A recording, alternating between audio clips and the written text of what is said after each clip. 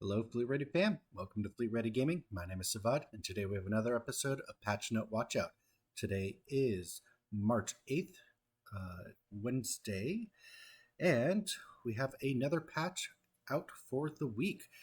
Exciting stuff, as tomorrow is the targeted day for Alpha 3.18 to go live. So let's go check out what is going on in the latest patch notes.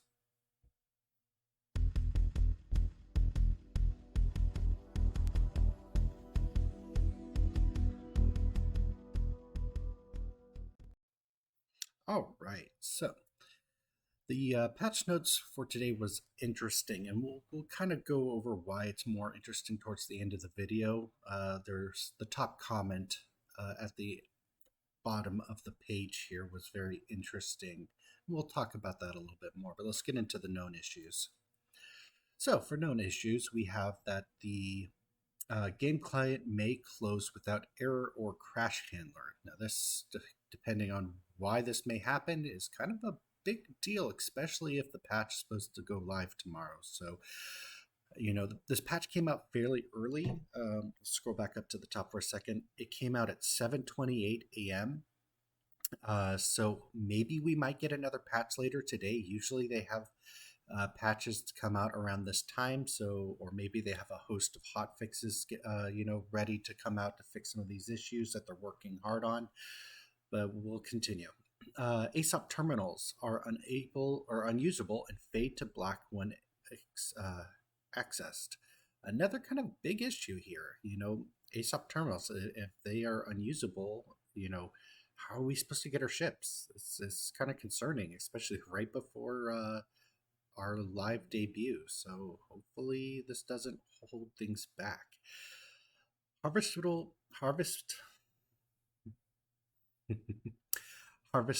deposits may be invisible to players, causing collisions or become unavailable for scanning, mining, or salvage gameplay. Definitely another big issue, with salvage being the main focus, one of the main focuses for 3.18.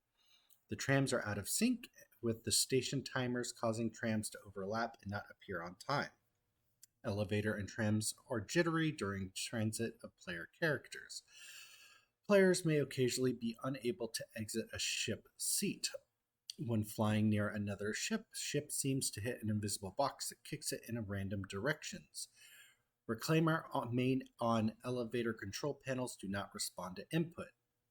Cargo may be invisible in multiple ships after being purchased. When attempting to start a refinery job, players receive the following error: something went wrong, error code 20. Security contractor evaluation is not reoffered upon failure. Combat service beacon progress and rating is inconsistent on missions. Security work assessment remaining hostile NPCs not spawning in. PTV wheels at the Orison BTR area can clip into geometry and become detached from vehicle. Ooh, that's not fun. The snub fighter attached to the constellation lacks interaction prompts to enter it, making it unusable. Some ship wreckage erroneously give no material text and do not let you salvage.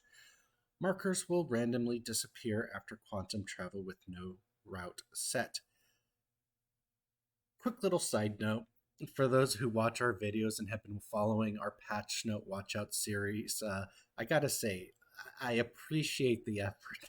Whoever edited and did this patch note here switched up the phrasing on 90% of the issues here. Wow, awesome to say it in a different way. Another thing for those who've watched, and this will go into what we're going to talk about in just a little bit, you may notice a lot of the issues that were plaguing the PTU before are no longer here in the known issue list. Very interesting. We'll go ahead and talk about that a little bit more in a moment. Moving on to bug fixes. Bug fixes. Fixed Antares vehicle station. The quantum dampener produces VFX SFX but does not function. So definitely good to have the new Scorpius variant working as intended. Fixed vehicle ship components. Flare items shown as available in inventory are missing in Loadout Manager. definitely good to have that working properly. And finally, fix character customizer after returning to menu or relaunching into game. The character customizer will open. I personally haven't ran into this issue. I haven't really heard of anyone else, but another bug fixed is another thing off the list. So awesome to see.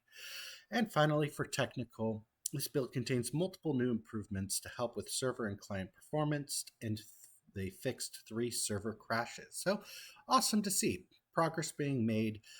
Now, moving on to the top comment, because this relates directly to the known issue list as well as bug fixes and just kind of getting an idea of why CIG does things like this.